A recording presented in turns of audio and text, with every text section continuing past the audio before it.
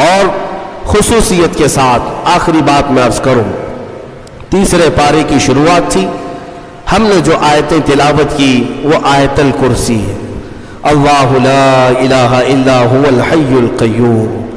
یہ ایک آیت ایسی ہے جس کو آیت الکرسی کہتے ہیں، ایک آیت ہے پوری، اور اس کے متعلق فضائل اتنے آئے ہیں کہ اللہ تعالیٰ نے اپنے رسول کو خاص تحفے کے طور پر آیت الکرسی عطا فرمائے۔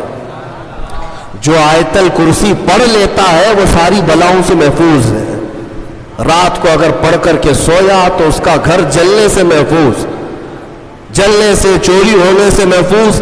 بلکہ آیت الکرسی پڑھنے والے کے متعلق یہ بھی ہے کہ اگر ہر فرض نماز کے بعد کسی کی عادت ہے کہ وہ آیت الکرسی پڑھ لیا کرتا ہے ہر فرض نماز کے بعد، تو فرمایا گیا کہ جب اس کی روح نکلنے کا وقت آئے گا، اس کی روح نکلنے کا وقت آئے گا تو ایسا ہوگا کہ اس کی روح ادھر نکالی جا رہی ہوگی، ایک قدم دنیا میں ہوگا، دوسرا قدم جنت میں ہوگا، اور اس کی روح قبض کرنے کے لیے بھی یہ حکم آیا کہ اتنی آسانی کے ساتھ اس کی روح نکالی جائے گی کہ اسے اندازہ بھی نہیں ہوگا، پتہ بھی نہ چلے گا۔ آیت الکرسی پڑھنے کی عادت ڈالو، حفاظت کے لیے بھی، اور جو اللہ رب العزت سے بے پناہ محبت کرنا چاہتا ہے، اپنے رب سے بے پناہ محبت کر کے قریب ہونا چاہتا ہے، اسے آیت الکرسی کا ورد ضروری ہے۔ وہ جس قدر آیت الکرسی پڑھے گا مولا تعالیٰ اتنا قریب اس بندے کو کرتا جائے گا۔ اور ایک بات یاد رکھ لیں، الحمدللہ بچپن سے ہمیں بھی یہ عادت ہے، آیت الکرسی پڑھنے والے کی ایک اور فضیلت ہے کہ اسے پھر دوسری کرسی کی لالچ بھی نہیں آئے گی۔ ہاں، کرسی والوں کو میں یہ کہتا ہوں آیت الکرسی پڑھا کرو تاکہ یہ نحوست دل سے نکل جائے، یہ کرسی وہ کرسی وہ کرسی یہ کرسی، کب تک کرسیوں کے پیچھے چلو گے؟ جس کے پاس آیت الکرسی ہو، جیسے دیکھو اجمیر کے خواجہ کی کرسی آج تک کوئی نہیں ہلاتا، کوئی نہیں ہلاتا، اور اس کرسی کے لیے کبھی الیکشن بھی نہیں ہوتا۔ ہماری بعد ہمارے اور 100 نسلیں بھی آئیں گی، ہندوستان کا بادشاہ وہ نسلیں غریب نواز کو ہی سمجھا کریں گی، کیوں؟ وہ آیت الکرسی والے بادشاہ ہیں۔ لہذا ہے سنی مسلمانوں، آیت الکرسی کا ورد رکھو۔ یہ کرسیوں کی لالچیں بھی بہت خطرناک ہوتی ہیں، بسا اوقات انسان کو کافر بنا دیتی ہیں، بسا اوقات انسان کو گمراہ کر دیتی ہیں۔ ہم نے دیکھا ہے اولیاء اکرام کی تعلیم میں، اولیاء اکرام جب کسی کی تربیت کرتے ہیں نا تصوف میں، تو تربیت میں سب سے پہلے وہ 2 چیزوں کو مارتے ہیں۔ پہلی چیز یہ ہے کہ کھانے میں لالچی نہ ہو، بہت زیادہ کھانا بند کر دو۔ اگر کسی ولی کے دربار میں تربیت لینا ہے تو پہلی تربیت وہ یہ کرتے ہیں کھانے پر کنٹرول، اور دوسری تربیت کسی بھی مقام، مرتبے، منصب اور کرسی کی لالچ ہرگز نہیں۔ کوئی عمل اس لیے نہیں کرے گا کہ مجھے یہ مقام ملے، دنیاوی منصب ملے۔ اسی لیے میرے آقا صلی اللہ تعالی علیہ وسلم نے بھی ارشاد فرمایا کہ دنیا طلب کرنے والا اگر علم دین بھی حاصل کرے گا تو وہ ایسا ہی ہے جیسے خنزیر کے گلے میں موتیوں کا ہار ڈالا جائے۔ حب جاہ، حب مال، حب مقام، حب منصب، یہ بری خصلتیں ہیں۔ اللہ ان تمام چیزوں سے ہمیں محفوظ رکھے۔ من رکع فرفع، حضور نے فرمایا جو جھک گیا اللہ اسے بلند کرتا ہے، اور جو اکڑ گیا اللہ اسے ہمیشہ ذلیل کرتا ہے۔ تو یہ کرسیاں ہی ہیں جو اکڑ پیدا کرتی ہیں۔ آیت الکرسی کا ورد ہمیشہ رکھو، بہت ساری چیزوں سے تمہیں محفوظ کر دے گی۔ آخری بات، اس میں تیسرے پارے کی ایک بہت ہی اہم چیز بیان ہوئی ہے، وہ کیا ہے؟ ابراہیم علیہ الصلاۃ والتسلیم نے ایک بار اللہ رب العزت کی بارگاہ میں سوال کیا، اے مولا مجھے دکھا تم مردوں کو زندہ کیسے کرتا ہے؟ اللہ نے پوچھا کہ اے ابراہیم کیا تجھے یقین نہیں ہے؟ کہا کیوں نہیں، یقین ہے مولا، لیکن آنکھوں سے دیکھنا چاہتا ہوں، لیطمئن قلبی، تاکہ میرے دل کو اطمینان ہو جائے۔ سنو، اللہ مردوں کو زندہ کرتا ہے یا نہیں کرتا؟ رب تبارک و تعالیٰ قادر مطلق ہے، سب بکھر جانے کے بعد بھی وہ دوبارہ زندہ کرے گا۔ ہاں کئی واقعات ہیں. حضرت عزیر علیہ السلام کا واقعہ بھی آج ہم نے تلاوت کیا. ایک نبی تھے اللہ کے, 33 سال کی عمر تھی, وہ اپنے خچر پر جا رہے تھے, ایک بستی کو دیکھا اجڑی ہوئی تھی, اجڑی ہوئی. انہوں نے یہ پوچھا اللہ کی بارگاہ میں کہ مولا یہ سب پوری بستی اجڑ گئی, یہاں نہ سبزے اگتے ہیں, نہ درخت, نہ پودے, کچھ نہیں, کیا پھر اس بستی کو تو دوبارہ زندہ کرے گا؟ تو حضرت عزیر علیہ السلام کو اسی وقت نیند لگ گئی, سو گئے. وہ سوئے تو 100 سال کے لیے سو گئے, 100 سال کے لیے وہی سو گئے. اور جس خچر پر آئے تھے, جو کھانا لے کر کے آئے تھے, اس کو بھی نیند لگ گئی. نیند کیا ہے؟ موت کی بہن ہے. اللہ نے سلا دیا. 100 سال کے بعد اٹھایا اللہ نے.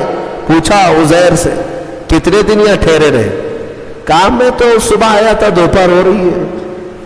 اللہ نے فرمایا ذرا اپنے خچر کو دیکھو, تمہارے کھانے کو دیکھو, تم 100 سال یہاں ٹھہرے ہو. حضرت عزیر جب اٹھے اور گئے تو ان کی عمر تو 33 تھی, ان کی عمر تو 33 سال ہی تھی. مولا 100 سال سلایا, اس کے بعد بھی جوان ہی اٹھایا. جب اپنی آبادی میں آئے تو ان کے زمانے کے بچے بھی بوڑھے ہو چکے تھے. خود ان کی اولاد جو ان کے بیٹے تھے وہ ان سے بھی بڑے ہو چکے تھے. 118 سال, 115 سال, 110 سال کے ان کی عمریں ہیں, اور حضرت عزیر کی عمر تو 33 سال ہے. حضرت عزیر آئے اور کہا میں عزیر ہوں, اللہ کا نبی. لوگوں نے انکار کر دیا کہ وہ 100 سال پہلے جا چکے, تم کہاں سے آئے ابھی؟ ایک خاتون جو ان کے گھر کی کنیز تھی, وہ بہت بوڑھی ہو چکی تھی, اس نے کہا میں عزیر کو 2 علامتوں سے پہچانتی ہوں, اگر وہ 2 علامتیں اس کے اندر ہیں تو یہ عزیر ہے. وہ آئی, کہا ایک تو یہ ہے کہ پورے زمانے میں تورات اگر کسی کو لفظ بلفظ یاد ہے تو صرف عزیر علیہ السلام, کسی کو نہیں. ایک علامت یہ ہے. دوسری یہ ہے کہ ان کی پیٹھ پر ایک نشان ہے جو کسی کے اندر نہیں ہے, وہ میں دیکھ چکی ہوں.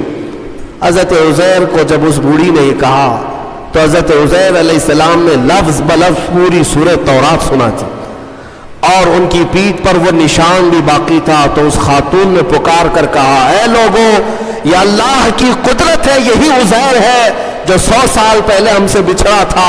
آج مولا نے 100 سال بعد دوبارہ اسے ہمارے ہاں اٹھا کر لایا ہے. یہ واقعہ کیوں پیش آیا؟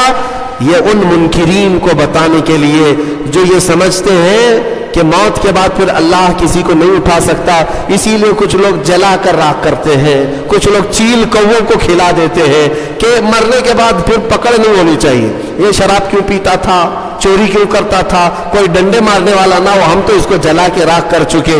مولا قرآن میں بیان فرماتا ہے جو رب ایک پانی کے قطرے سے تمہیں انسان بنا سکتا ہے, تمہاری راکھ کو جمع کر کے دوبارہ تمہیں زندہ کیوں نہیں کر سکتا؟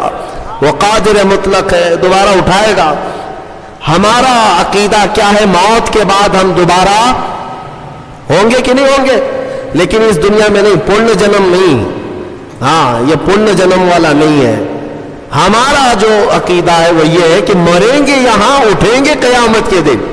قیامت سے پہلے پھر کسی کی آتما نہیں اٹھنے والی ہے, جس کی اٹھتی ہے وہ بیوقوف ہے. ہاں وہ جو مشہور کرتے ہیں کہ اس کی آتما آئی, اس کی آتما آئی, کسی کی آتما نہیں آتی. ہاں یہ بات یاد رکھیں, شیطان کھیلتا ہے, روحیں جا چکی, ایک بار نکل گئی تو اب قیامت کے دن دوبارہ زندہ ہو. الحمدللہ ہمارا عقیدہ یہی ہے, اسلام کا عقیدہ یہ, ہم مرنے کے بعد عالم برزخ میں جاتے ہیں اور پھر مولا قیامت کے دن اٹھاتا ہے.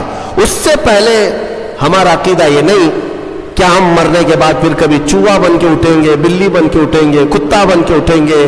ہاں اچھے کام کیا تھا تو اچھا بن کے دوسرے جنم میں پیدا ہوگا, برا کام کیا تھا تو کتا بن کے جنم لے گا. یہ نہیں ہے.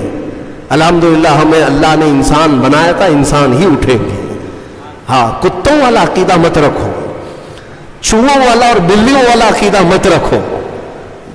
ہمارا یہ عقیدہ نہیں. جو بات میں عرض کر رہا تھا وہ ابراہیم علیہ السلام کی. ابراہیم علیہ السلام نے پوچھا رب سے تو کیسے زندہ کرتا ہے مرنے کے بعد؟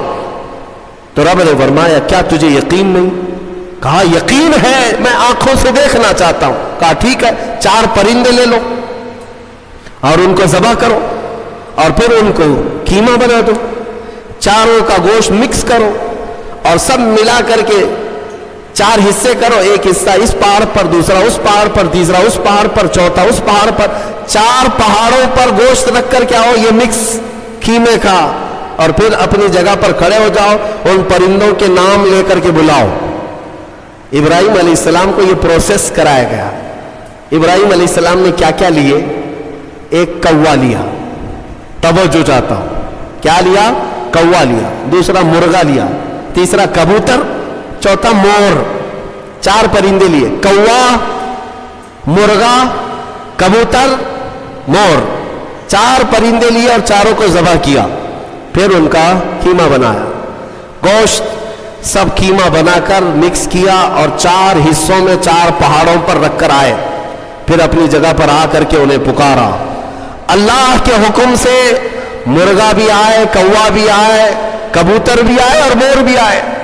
خدا کی قدرت دیکھے وہ قیمہ ہوا میں اڑنے لگا، اور جس جس پرندے کا جو گوشت تھا وہ اپنے اپنے جسم میں ملنے لگا، اور پھر ان کی جو منڈیاں تھیں، منہ، وہ ابراہیم علیہ السلام کے پاس تھی، دھر صرف تنہا اڑتا ہوا آیا، اپنے اپنے منہ سے جڑ گیا اور اڑ کر چلے گئے۔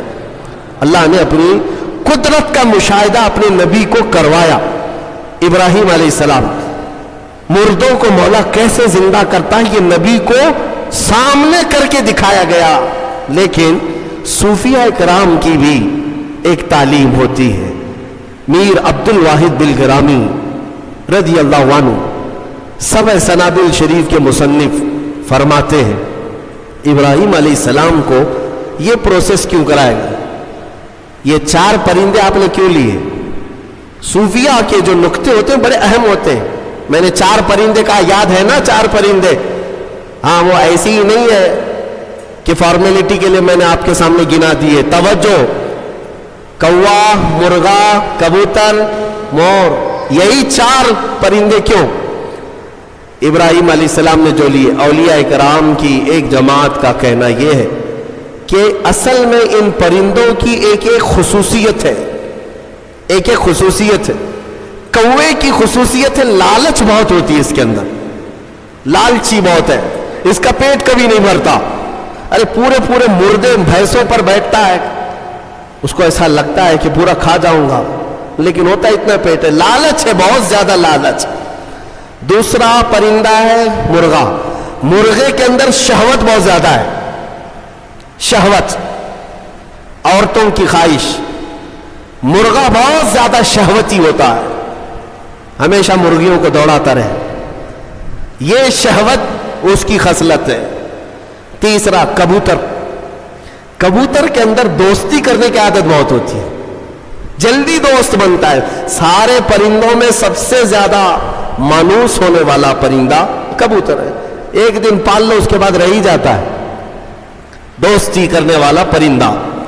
چوتھا مور ہے، مور کی خصوصیت یہ ہے کہ وہ اپنے حسن کو دکھانے کا شوق بہت رکھتا ہے، 4 لوگ بھی کھڑے ہو گئے تو پورے پر کھول دے گا اور ناچتا ہے تو خوبصورت، لیکن دکھانے کی خواہش زیادہ ہے، ریاکاری، اپنے حسن کا مظاہرہ کروانا، یہ مور کی عادت ہے۔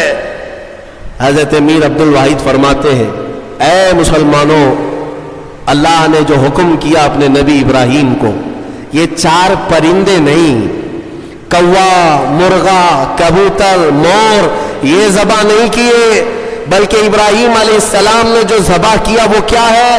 لالچ کو ذبح کیا، شہوت کو ذبح کیا، دوستی کرنے والی عادت کو ذبح کیا، حسن کو دکھانے والی خصلت کو ذبح کیا۔